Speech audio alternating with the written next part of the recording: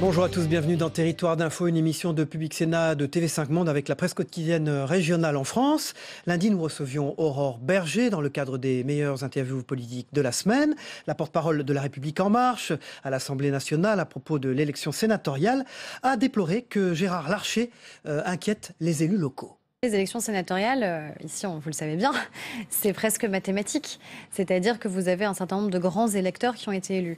Et les grands électeurs qui sont issus des scrutins locaux, ils ont tous été élus avant que La République En Marche existe. Donc chaque siège gagné est une victoire pour nous parce qu'en effet, il n'y avait pas ce référentiel qui existait. On n'était pas encore présent. On n'était pas candidat aux élections municipales, départementales ou régionales. On a un certain nombre d'élus, progressivement, locaux, qui nous rejoignent et de plus en plus. Et je pense qu'ils nous permettront d'augmenter le nombre de sénateurs de La République En Marche. On a déjà un groupe au Sénat. Je pense qu'il va pouvoir grandir. Est-ce qu'Emmanuel Macron n'a pas tiré une balle dans le pied de ses candidats au sénatorial avec ses annonces sur les élus locaux ? Mais moi, je pense qu'il ne faut pas faire de clientélisme, tout simplement. Moi, j'entends en effet le président du Sénat, que je connais bien dans mon département, dans les Yvelines, qui essaye aussi beaucoup d'inquiéter les élus locaux sur la question de la taxe d'habitation, alors que ce sera un dégrèvement. Donc on sait qu'il n'y aura pas de manque à gagner, par exemple, pour les communes. Moi, je pense surtout que le président de la République, il a eu raison de rappeler sa méthode et il a eu raison de rappeler que les engagements qu'il a pris pendant la campagne seraient tenus. Et ça devrait aussi rassurer les élus locaux parce qu'il y a un engagement qui a été pris par le président de la République, c'est justement qu'il n'y aura pas de baisse de la dotation globale de fonctionnement. Alors les Républicains s'apprêtent à élire leur prochain président. On donne Laurent Wauquiez comme déjà gagnant. Qu'est-ce que vous pensez de cette perspective, vous qui avez été au sein des Républicains, qui avez soutenu un certain nombre de personnalités et de candidats ? Moi, je pense que Laurent Wauquiez, c'est la résultante de la manière avec laquelle la droite s'est progressivement rétrécie. Quand on regarde le propre parcours de Laurent Wauquiez, au départ, c'était le tenant de la question européenne avec Jacques Barrot. Il était pour une intégration européenne renforcée. Il était pour le tenant d'une droite sociale. Et puis, progressivement, c'est devenu le cancer de l'assistanat, puis les têtes de cortège de la Manif pour tous, et ainsi de suite. Donc, il y a un rétrécissement de la droite. Et finalement, Laurent Wauquiez en est que la résultante et la conclusion. Aurore Berger, Samuel Ribaud, rappelez que vous avez soutenu Nicolas Sarkozy, vous étiez proche de Valérie Pécresse, vous avez soutenu François Fillon, Alain Juppé, pour finir donc par soutenir Emmanuel Macron. Dans cette trajectoire politique éclectique, comment vous êtes jugé par vos anciens amis, j'allais dire, ou peut-être toujours d'ailleurs, sur les bancs de l'Assemblée nationale ?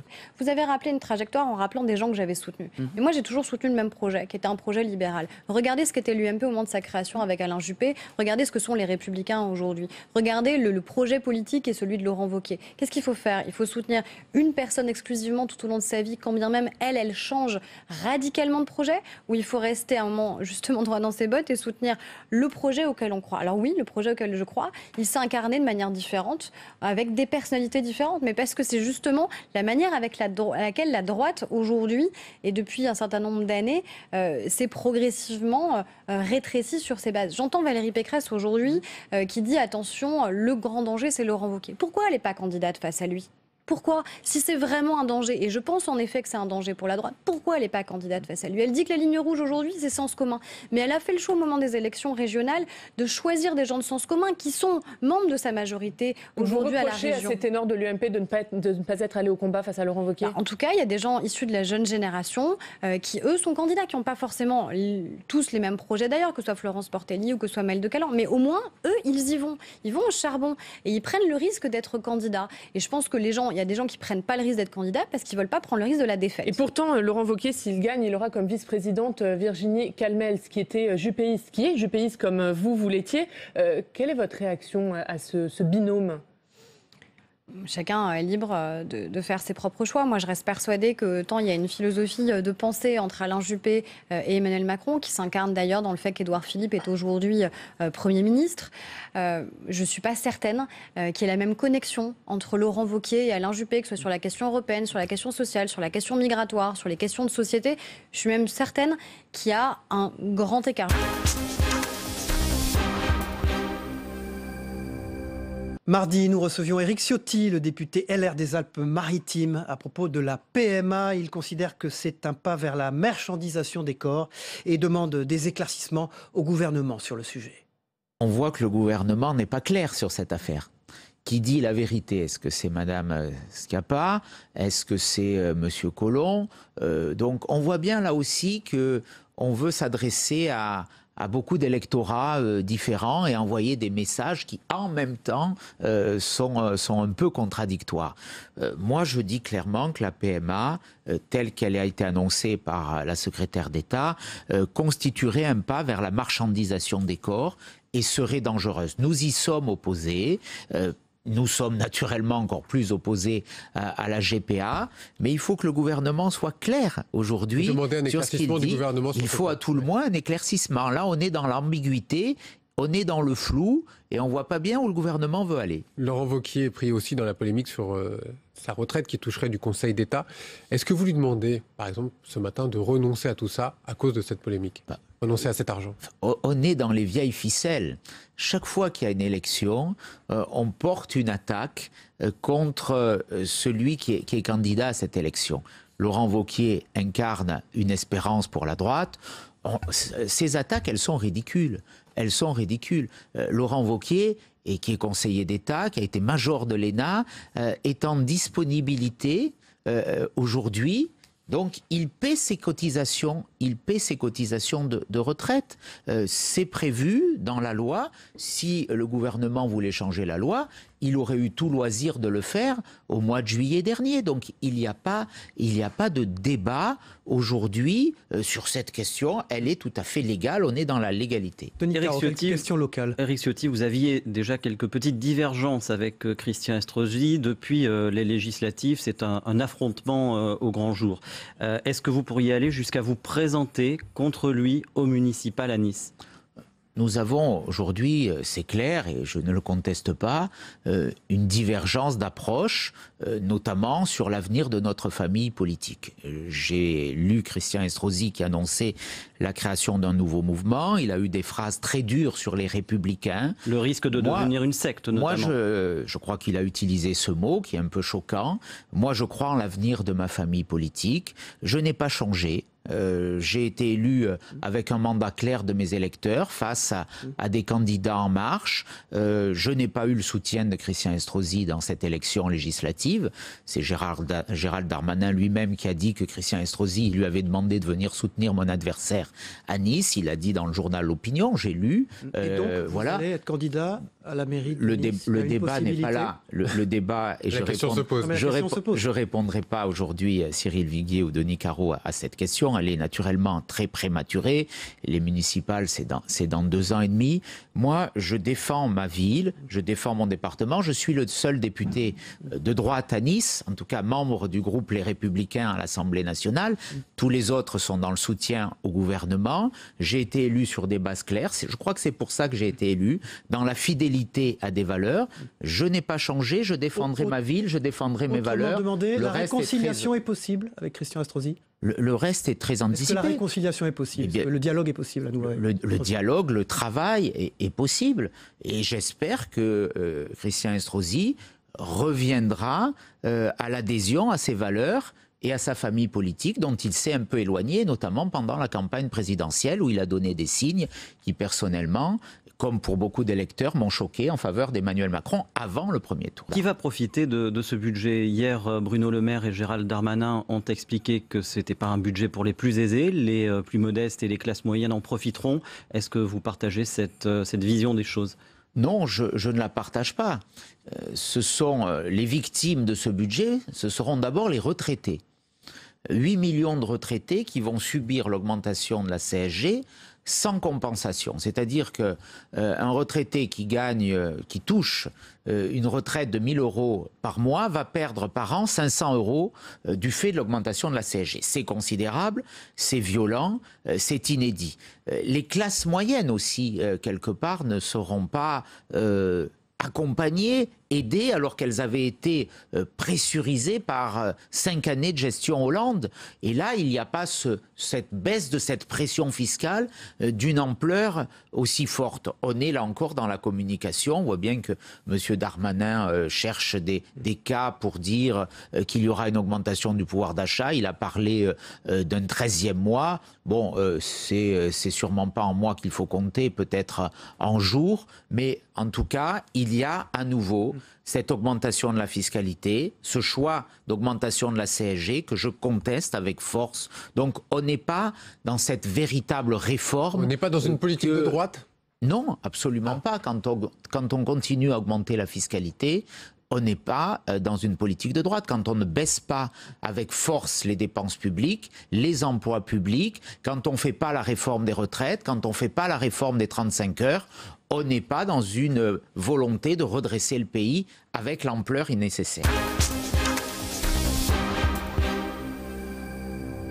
Mercredi, nous recevions François Rebsamen, le maire de Dijon, ancien ministre du Travail, à propos de la vente de l'immeuble historique du PS rue de Solferino. Il considère que cette vente devra être approuvée par les militants ou par un vote du Conseil national. De la fin du PS ? Non. Le PS est encore bien vivant par ses élus sur le territoire. Ils sont très nombreux. Je préside la Fédération des élus socialistes. Il y a plus de 20 000 élus socialistes. Donc voilà, dans ce qui est sûr, c'est qu'il faut aujourd'hui adapter notre train de vie, le train de vie du parti, à ses résultats nationaux. Et ceux-là ne sont pas fameux. Et donc, c'est une décision de principe qui a été prise hier. Mais il n'est pas question, je le dis un peu durement, je suis comme ça, pas question que ce soit le bureau national du Parti socialiste qui arrête la vente de Solferino. Ça ne peut être qu'un conseil national, voire un vote militant. C'est-à-dire que vous n'y êtes pas favorable, vous ? Je veux voir quelles sont les conditions qui président à cette vente. Le Parti socialiste va voir ses dotations fortement amputées. Et donc il va falloir vivre, je le dis comme ça, au lieu de vivre avec 25 millions d'euros de dotation, on va vivre avec 8 millions d'euros de dotation. Donc il va falloir s'adapter, c'est évident. Est-ce que c'est uniquement un problème financier ou est-ce que c'est aussi le moyen, peut-être symbolique, de tourner la page du Parti socialiste actuel ? J'espère que ce n'est pas le moyen de tourner la page du Parti socialiste. Il a une grande histoire, il a connu des grandes défaites, il a des grands moments difficiles, des scissions. C'est le cas aujourd'hui ? Aujourd'hui, il est confronté à une grande défaite, lourde défaite nationale. Le mode de scrutin impacte énormément le Parti socialiste au niveau de l'Assemblée nationale. C'est surtout le Parti socialiste aujourd'hui, mais ça aurait pu être les Républicains. Donc on voit bien que les grands partis aujourd'hui sont dépendants de l'élection présidentielle. Donc il devrait y avoir une réflexion, j'ouvre un peu le débat, institutionnelle sur, à quoi sert l'Assemblée nationale, vu qu'elle est élue dans la foulée d'une élection présidentielle. Maintenant, elle amplifie le résultat de la présidentielle. Est-ce qu'il faut que vous arriviez à vous mettre d'accord sur une voie, une ligne ? Mais il va y avoir, vous avez raison, l'analyse que vous faites est tout à fait juste. Il va y avoir une voie, une ligne, un congrès, l'élection d'un premier secrétaire. Et donc c'est indispensable que le Parti socialiste s'incarne dans une personne, pas uniquement, dans une personne et une équipe, on va dire. Donc il faut refaire une fiche d'identité du Parti socialiste, carte d'identité. Il faut élaborer une nouvelle stratégie, réfléchir à ce qui n'a pas été fait, analyser pourquoi on en est arrivé là. Il faut faire tout ce travail. Donc les 3 mois qui viennent vont être un travail de réflexion, d'ouverture, d'audition à la société civile, comme on dit. Donc je crois que tous les militants, toutes les sections vont être invités à auditionner, à entendre dans leur territoire ce qu'ont à dire les organisations syndicales, les corps intermédiaires, que je crois le président de la République n'aime pas beaucoup et que nous apprécions au titre du dialogue social. Et puis ensuite, en février, il faut un congrès. Même il vient tard, le congrès, je trouve, parce que... Et justement, sur la loi travail, certains manifestent au Parti socialiste, d'autres non. Vous manifestez ? Non, moi je manifeste pas. Moi je regarde les choses, j'essaie de les analyser. Je vois un volet de la loi travail qui s'appelle la souplesse des entreprises, des petites entreprises. Je trouve que c'est très bien. Et puis, je vois ce qui manque dans la loi travail. L'autre volet, c'est la sécurisation renforcée des salariés. Et là, je note un manque fort. Donc, mon jugement, il est, je crois, assez équilibré. Il y a des mesures qui sont dans la loi travail qui ne sont pas, pour moi, acceptables. Je les aurais refusées. Et je peux même vous dire que certains qui avaient essayé de me les présenter se sont vus rejeter ces propositions-là. On va quand même dire un petit mot des sénatoriales. Qui oui, auront lieu, il y a beaucoup de sujets ce matin. Il y a énormément de sujets qui auront lieu dimanche. Vous connaissez bien le Sénat, vous y avez siégé. Est-ce que ces élections s'annoncent comme un revers électoral pour Emmanuel Macron ? Ça dépend où on met la barre. À cet égard, j'avais remarqué que François Patriat, qui est, si j'ai bien compris, ici, le bras armé d'Emmanuel Macron, président du groupe La République En Marche au président Sénat. du groupe La République En Marche, il avait commencé Que vous par connaissez dire... bien, parce qu'il était le président de Oui, et puis il est de mon département. Je connais bien François Patriat. Je l'appelle Fanfan, je le connais bien, donc il n'y a pas de problème de ce côté-là. Il avait commencé à dire 80, puis 70, puis 60, puis 50, puis 40. Voilà, il y a un enjeu pour Emmanuel Macron, pour le gouvernement, c'est d'avoir une majorité des 3/5 Assemblée plus Sénat. Moi, ce que j'entends, peut-être je ne fais pas de prévision électorale, mais ce que j'entends sur le terrain, c'est les maires sont vraiment très inquiets. L'opinion a du mal à comprendre le rôle du Sénat, puisque l'Assemblée a toujours le dernier mot. Alors faut-il redéfinir ce rôle?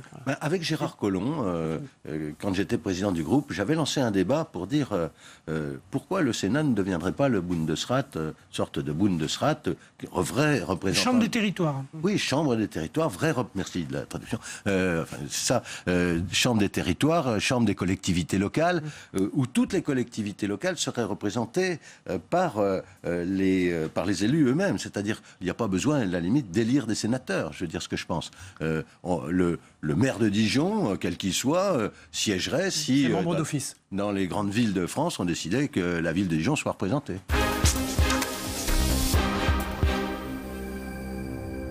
Jeudi, Luc Carvounas, le député socialiste du Val-de-Marne, membre de la direction collégiale du Parti socialiste, a annoncé sur notre plateau que le Parti socialiste manifestera aux côtés des fonctionnaires le 10 octobre.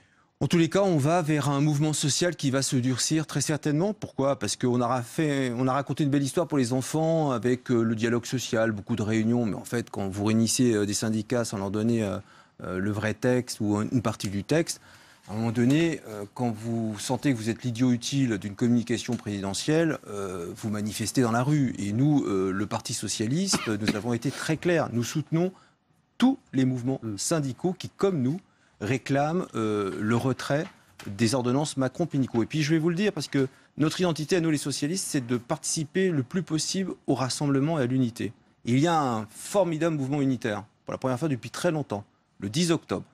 Les fonctionnaires vont tous se rassembler pour dire non à ce qui est en train de se passer sur la casse des services publics et de leur statut. Et le Parti socialiste, je vous l'annonce ce matin, sera aux côtés de ces manifestants, parce que nous sommes justement dans un mouvement unitaire et notre rôle est de se rassembler. Pourquoi cette manifestation-là et pas celle d'aujourd'hui et pas celle de demain? Parce que je l'accentue dans mon propos, c'est un mouvement unitaire. Vous comprendrez bien que le Parti socialiste appelle à soutenir tous les mouvements, mais ne peut pas, par une participation avec banderole sur une manif plus qu'une autre, d'un syndicat plus qu'un autre, essayer de rentrer dans des discussions entre les syndicats eux-mêmes. Quand on a tous les syndicats qui ensemble veulent aller dans la rue, le Parti socialiste qui a dans son corpus le rassemblement sera avec tous les syndicats.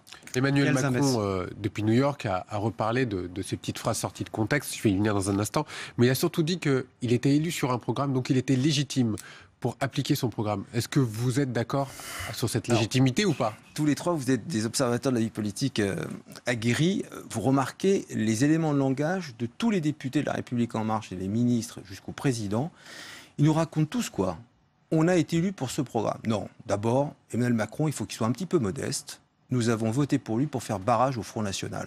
On en parlait au début de l'élection. Donc il n'a pas de légitimité aujourd'hui? Il a la légitimité des urnes et on a fait barrage avec son vote contre le Front National. Pour autant, moi je n'oublie pas qu'il a été élu avec un socle électoral de 15% au premier tour.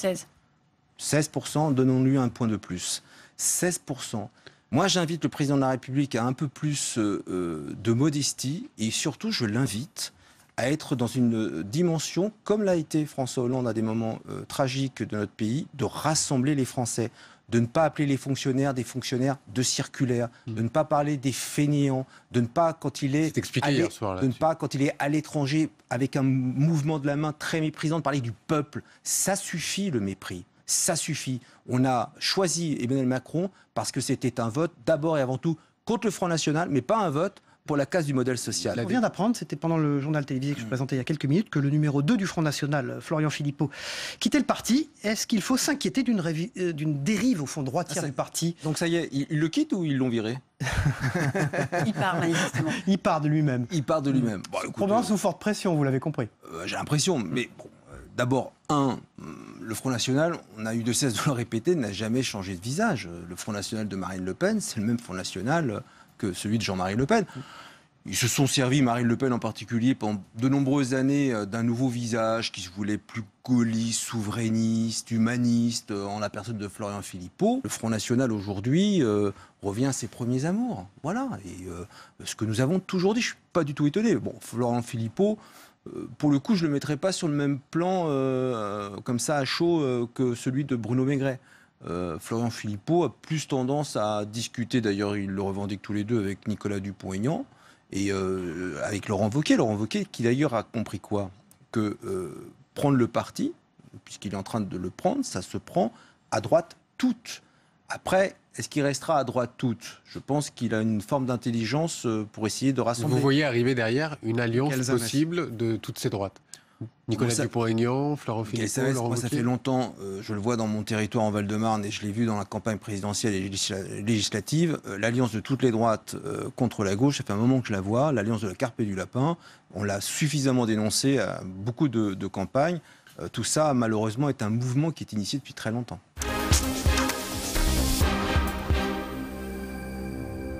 Vendredi, Sylvain Maillard, député de La République En Marche de Paris, était notre invité. Il a réagi à la faible mobilisation des manifestations contre la loi travail et considère que les Français comprennent que nous sommes dans un mouvement de réforme initié par le gouvernement. Je crois que les Français, en tout cas une large part d'entre eux, comprennent que nous sommes dans un mouvement de réforme. C'est une des premières réformes, les ordonnances sur le renforcement du dialogue social qui ont été annoncées pendant l'élection présidentielle, qui ont été rediscutées et revalidées dans notre programme pendant les législatives. Bon, voilà, il n'y a pas de... C'est une victoire d'Emmanuel Macron ? C'est pas une victoire, c'est nous appliquons les réformes pour lesquelles nous avons été élus, tout simplement. Donc j'entends une opposition se manifester et peut-être d'ailleurs c'est sain qu'il y ait une manifestation, que peut-être pas sous la forme d'une manifestation, mais qu'il y ait une opposition. Moi je trouve qu'en tout cas c'est important. On n'a pas la vérité, on n'a pas la science infuse parce que nous sommes majoritaires. Donc d'avoir une opposition qui nous titille, qui nous challenge quelque part, je trouve ça plutôt positif. Par contre, sous le principe de manifestation sans cesse dans la rue et surtout de tentatives de blocage, ça je pense que c'est hors champ. Vous dites que vous avez été élu pour appliquer un certain nombre de réformes. Il y en a beaucoup, on les voit s'enchaîner. Est-ce qu'il n'y a pas un problème de calendrier ? Est-ce que le rythme des réformes que vous êtes en train de faire n'est pas un peu trop élevé ? Dans ce quinquennat, nous avons été élus pour faire des réformes. Ce n'est pas uniquement un slogan, c'est l'existence même de La République En Marche, l'élection d'Emmanuel Macron, qui est comme une élection particulière, avec un président de la République qui venait d'arriver dans... Vous voulez aller très vite sur toutes sortes de points et des points fondamentaux. Qui venait d'arriver dans la vie politique. Il y a un mouvement très fort, une volonté de dire, voilà, cette fois-ci, vous faites les réformes.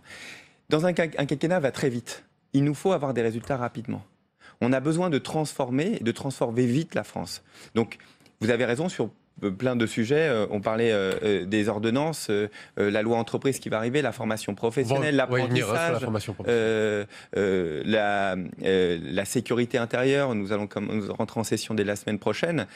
Voilà, c'est tout un tas de lois qui font que nous avons besoin très rapidement, disons-le clairement, durant cette première année, les Français voient des signes visibles que ça a changé pour eux, concrètement, dans leur quotidien. Et Sylvain Maillard, est-ce que justement il n'y a pas un problème entre ce que Emmanuel Macron voudrait faire très très vite et entre ce que vous, les parlementaires, vous pouvez faire? Alors ça, c'est toujours, c'est vrai, la vision. Quand on est parlementaire, on a toujours l'impression qu'on est au feu, que ça va très vite.